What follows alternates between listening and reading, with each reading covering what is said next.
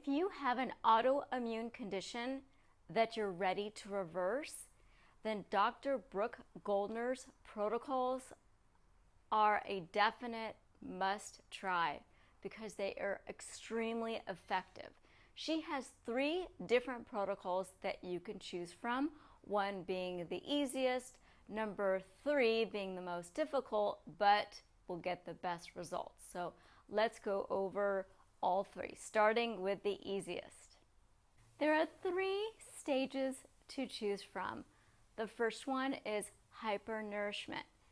And what that is, you can continue eating what you are already eating, and then you just add her green smoothies. So what that is you get a big blender, a very powerful blender. You fill that up with greens 3/4 of the way, and the last quarter you can add fruit, preferably frozen fruit, and then you add 1/2 of a cup of flax seeds or chia seeds. You grind that up and you just sip that throughout the day.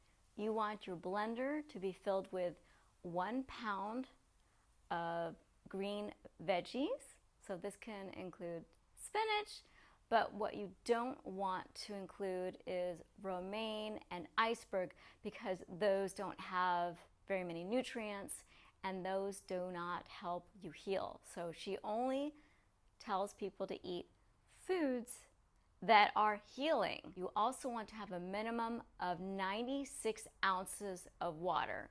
So you've got your smoothie and you fill that up with water all the way, and then you add the seeds, and you can only have those seeds in the blender, and those are an excellent source of omega-3 fatty acids.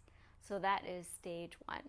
Now to make stage 1 work even better, it's best to exclude the most inflammatory foods, and the worst is dairy and the other is animal food. So chicken, fish, pork, beef, you get the idea. So that is hyper-nourishment. So I tried hyper-nourishment, and the only thing I wasn't doing the 1/2 cup of seeds. I was really concerned with eating so much fat because there's all the different plant-based doctors like Esselstyn and Dr. Barnard, and there's a starch-based doctor, Dr. McDougall, and they're all saying, oh, fat is super bad, and they are right. Foods that are high in saturated fat are very toxic to our bodies, but there's bad fats and there's good fats, and Dr. Goldner states that if you eat the good fats, you actually get healthier. And if you don't eat enough of those good fats, then you are actually harming your health. I was trying her hyper-nourishment, and instead of a 1/2 cup of seeds, I was doing a 1/4 cup. And my stomach doesn't really deal well with green smoothies. I actually throw up from them. So I was just doing salads, and I would do a salad every day for breakfast, and I wasn't getting any results. So then I did a salad for breakfast and a salad for lunch, and then I had a plant-based meal for dinner. I still wasn't getting any results. But maybe it was because not following the stage 1 hyper-nourishment, I wasn't doing enough omega-3s, and she said that's really crucial toward healing. So let's go on to step 2, or what she calls stage 2. It's GLP, which stands for Goodbye Lupus Protocol. So this one is very strict, and it's the same as before, but you have to eat 100% raw. So you can't even have your cooked potatoes, your cooked squashes, your whole grain pasta. Nope, it's 100% raw. And of course, no dairy, no animal products. It is 100% vegan. This also has a limitation on how much fruit you can consume. It says no more than 24 ounces of fruit, which is 680 grams. Now this is listed on Smoothie Shred. 24 ounces of carbohydrates from fruit is not a lot, but it's not a terribly small amount of food. So 3 bananas, is 12 ounces approximately. I used not small, not large, just medium bananas. 4 nectarines is about 10 ounces, and a half a cup of pineapple is 2.7 ounces. So add all those together and that comes out to 24.7 ounces of fruit per day. So that's just an idea of how much fruit you can eat. If you are doing the plan 2 or plan 3, if you're just doing the hyper-nourishment, you can eat as much fruit as you want. The reason why there's a limitation on fruit is she found that working with thousands of people, that if you eat too much fruit, sometimes people don't get better. And sometimes people actually have to take out the fruit. She said she puts the fruit in there just so the smoothies taste good. I actually tried a smoothie with no fruit. It was vile. You want to make sure the fruit is frozen, because if it heats up, it's no longer raw and you can actually not get better. So make sure everything is raw, or at least the majority of everything. I'll explain why. You can have herbs, and herbs are dried, so that's allowed. The other thing is you have to have more water. So it's not just 96 ounces of water, and that's about the size of a pitcher, a large pitcher of water filled almost all the way to the top. So instead of just 96 ounces of water, you want to have 1 ounce of water per pound of body weight. So for me, I weigh about 95 pounds, so I would actually drink 95 ounces of water, which is less than her minimum, but I'm really tiny. So for, let's say, someone who's 150 pounds, they would have to have 150 ounces of water per day. And I believe what she means by per day is 24 hours. So it's not too hard. You just got to have some water nearby all day long. And instead of just 1 pound of cruciferous veggies, she says you now have to up it to 1.5 pounds. That is definitely more difficult. But regarding the fruit, there is one exception. People are going to love this. Avocado is a fruit. And she said you can have as much avocado as you want. So for those of us who like guacamole and avocados, yes. And also have up to 3/4 of a cup of chia or flaxseed. So you get more healthy fat, and that helps with healing. Anything over that amount doesn't seem to help. You can also have a 1/4 cup of olives, fermented foods like kimchi and sauerkraut. Other foods that are permitted are apple cider vinegar. You can have 1 tablespoon of raw cacao. So I just use that as cocoa powder, and I put that into my smoothie, and I make myself a banana chocolate smoothie, and then I have a salad. Also allowed is 1 cup of almond milk. You can have as many raw veggies as you want that are not cruciferous vegetables, but those are over and above the 1 or 1.5 pounds of cruciferous, depending on which program you choose. So if the seeds don't agree with you or you don't like them, you can add 3 tablespoons of flax oil to your smoothie, or you can use that and maybe add some herbs and lemon juice for a dressing. You can have mustard. You can have Bragg's aminos, which I find to be a really terrible flavor. I bought it, and to me it tasted like fish sauce, and she does not allow coconut aminos because she said it's too high in carbohydrates, which is a bummer because that tastes really good. You can have as many herbs and spices as you want, even if they're dried.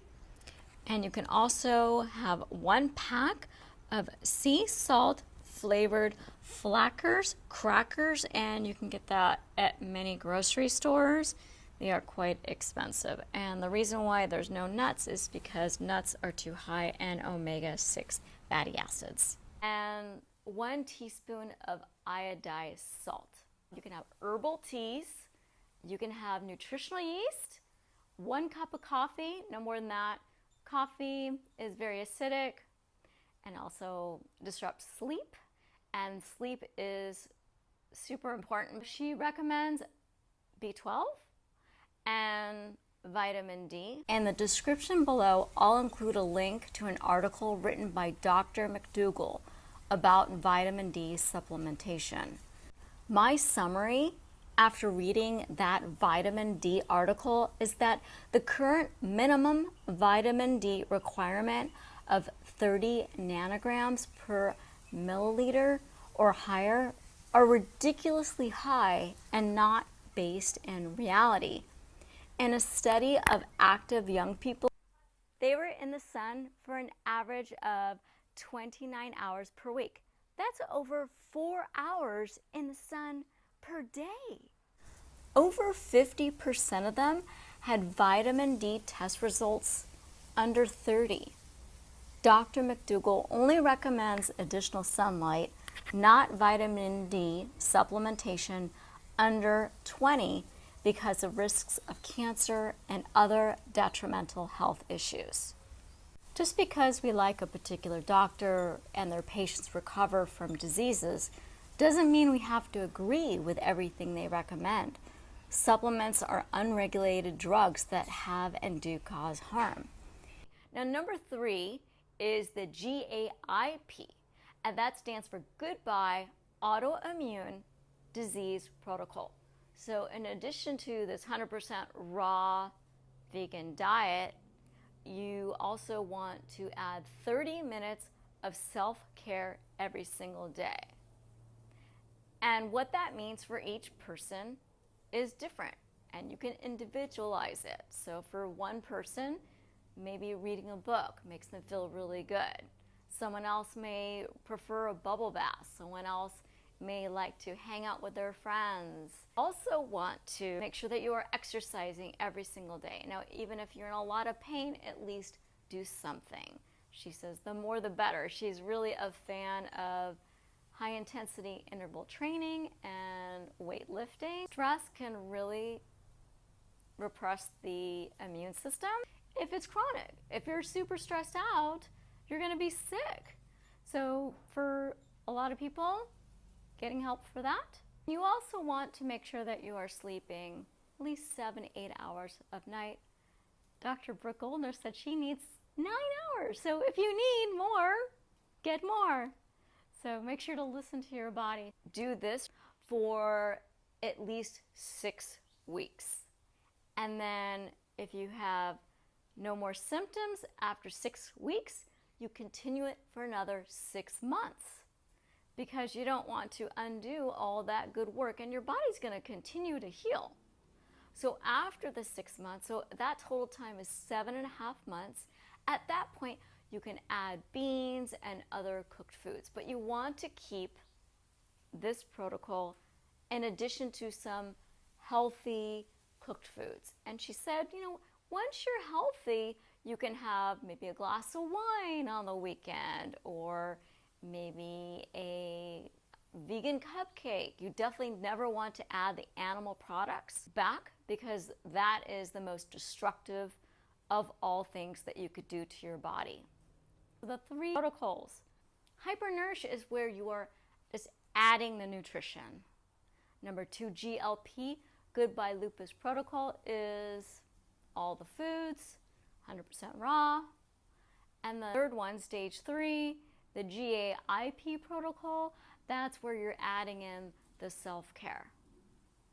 Now, Dr. Brooke Goldner said that this information is available to the public. It is on her Facebook page, and she said that she wants people like me to share this with you, because she wants other people to get better just like she did. I mean, she was 16 and she was given 6 months to live, and now over 30 years later, she's thriving. She's an inspiration. People are confused, and that's why I put out this video to clarify.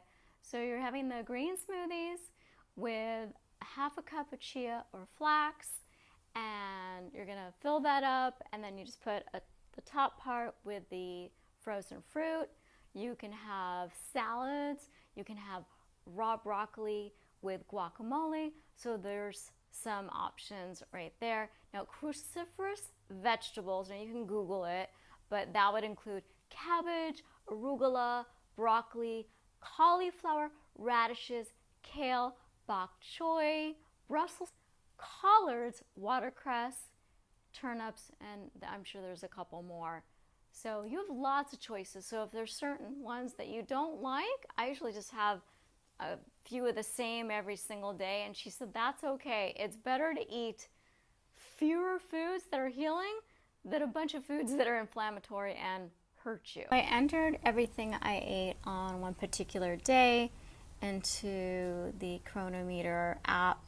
It's a free online app that you can use that calculates your calories and carbs and all that good stuff. So I ended up eating 1,582 calories, so just under 1,600 calories.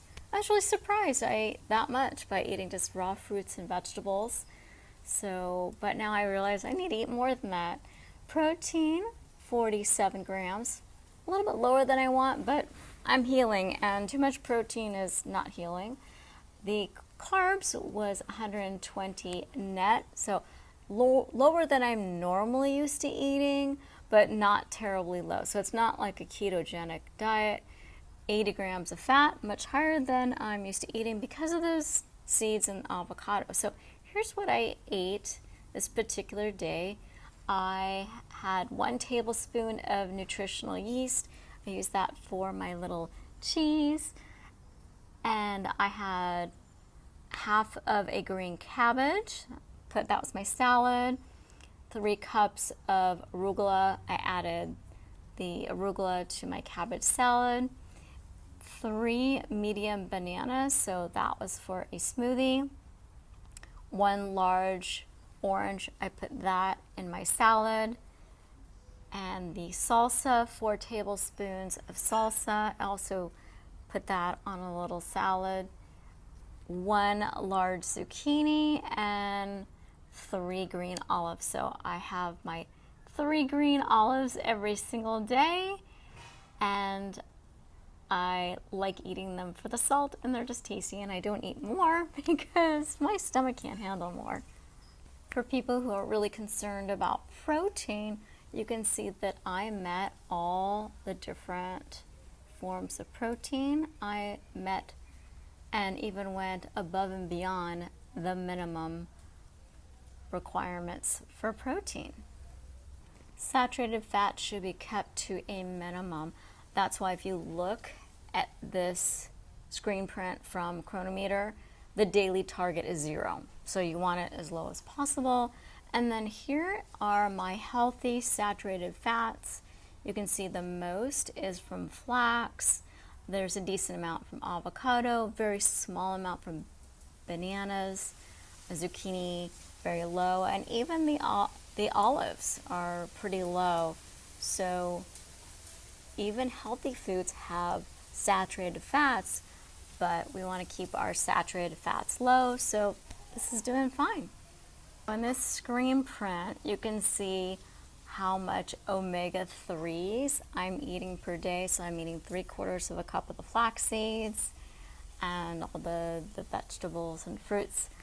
And my omega-3s are 29 and omega-6 is 10. So the omega-3s are much more than the 10, which is good because you definitely want your omega-3s to be higher than omega-6 in order to convert those omegas into DHA and EPA, which are needed for the healing process. I ate a lot of fat. It was something like 80 grams of fat. It is a high-fat diet, but it's not a ketogenic diet. So a ketogenic diet is between 70 to 80% fat, and when I did my estimation for that particular day, it came out to about 52%. So 52% versus 70 to 80% fat. So it's much lower in fat than a ketogenic diet. Also, if you think about the fats on a ketogenic diet, they're all saturated fats. The fats are from animal fat, butter, fat that's in the meat. A lot of them do coconut oil, that's another saturated fat. Even the olive oil, that's high in saturated fat. So the good fats are in Brooke Goldner's diet. Also, a ketogenic diet has only 5 to 10% of the total calories from carbohydrates. And when I did my calculations, mine were 34% from carbohydrates. So it's not a high carbohydrate diet. And I would say it's lower in carbs, but not necessarily low in carbs. And the protein, when I calculated my protein intake, it was 14%. And a ketogenic diet is 10 to 20% from protein. So it is similar in that respect regarding the percentage of calories from protein in comparison to a ketogenic diet. There are several plant-based doctors that do not recommend salt, even on their plant-based diets. But on Brooke Goldner's diet, you really need to add salt. So you saw what I ate on that particular day, and here it says my sodium, even though I had those olives, only ate 749 milligrams of sodium, and the minimum is 1,500. And since I'm exercising, I probably need even more. So you definitely want to add sodium to Brooke Goldner's protocol if you're following step 2 or step 3. Remember, the ingredients are the same, the rules are the same for 2 and 3. The number 3 is just where you're adding the self-care. So if you look at the sodium for that particular day, so you want to eat between 1,500 and 2,300 milligrams of sodium per day. So the olives were the highest amount of salt, 320 milligrams. I made my own salsa, and I did add salt to that. Look, flax seeds have naturally occurring salt, so does cabbage, and now my nutritional yeast doesn't have salt in it that I'm aware of, but maybe that's actually probably naturally occurring. So raw zucchini, naturally occurring, arugula, avocado, and banana. Yeah, everything has naturally occurring sodium, and then if you go out to eat, they're just adding additional sodium to it. And I'm definitely getting an abundance of fiber with these foods. I was born with autoimmune. Now, most people acquire it, but I was born with 2 autoimmune conditions. One is a severe dairy allergy and asthma. And what some people don't know until later when they're older is that when you have autoimmune, you acquire more autoimmune diseases and conditions, and you just get sicker and sicker. And that's what happened to me. So in my 30s, I ended up with type 1 diabetes. And in my 40s, I ended up with erythromelalgia and Raynaud's. And then I got autoimmune hives. And when you feel bad, if you feel bad enough, you decide that you can't stand anymore and you look for solutions. At least that's what I'd hope people are doing. I have been doing the most extreme, number 3. I've been doing it for 8 weeks, and I am super happy with my results. I think they're phenomenal. I'm out of pain. Now, a lot of people don't feel good that first week. They feel like they've got the flu. They feel nauseous. I didn't feel good for 5 weeks, and it wasn't consistently. Like certain parts of the day, I just really wouldn't feel good, but in some parts I would feel fine. But I got over the hurdle. I'm no longer in pain. My skin's better.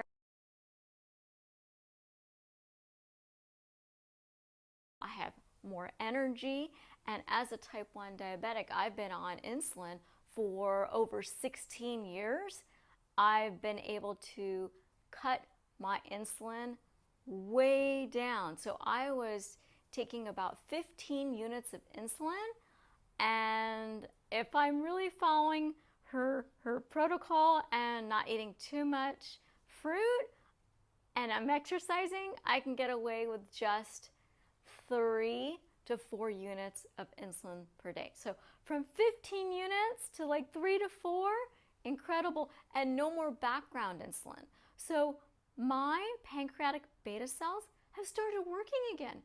Now all the doctors are saying that's impossible. And I remember Dr. McDougall, he does his lives on YouTube, and he says, oh, if you have type 1 diabetes, you're gonna have it forever. Just get over it. I mean, that's such a horrible, negative thing to say to somebody. Get over it? I mean, you're suffering, you're in pain, you're miserable. Don't tell me to get over it. Say, I'm sorry, you're suffering. But I don't know if I'll be able to reverse my type 1. Fingers crossed. So far, it's looking really good. So she has phenomenal success in helping everybody who follows it. And if it doesn't reverse it, at least they start feeling better and they get a reduction in symptoms.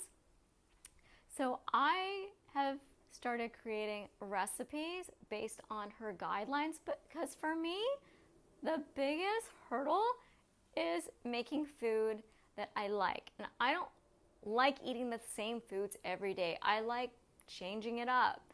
So I have come up with recipes like this stuffed cabbage, and I made homemade salsa. I've made flax cookies and flax pancakes. I also do veggie noodles with cucumbers and zucchinis. I made this apple crumble that was really good, a little dessert here. I also came up with this herb vegan cheesy dressing. There's no cheese, of course. And so what I'm doing is I'm creating a recipe book, and I'm going to publish it in the future. I don't know when, but in the meantime, I'm going to be posting these recipes and showing everyone how I make them on a new YouTube channel that I created. It's called Nina's Plant-Based Vegan Recipes, and I'll put the link to my new channel below. If you're interested in learning more about me and my crazy life growing up with all my food allergies and my health problems, I wrote a book about it. It's called The High 5 Diet, and if you're interested in reading it, you can order it from my website, thehigh5diet.com. So that's it. I definitely encourage everyone to try her protocol. Even if you're not sick, it'll help you. And just think of it as preventative. I hope you get better, and let me know if you have any questions.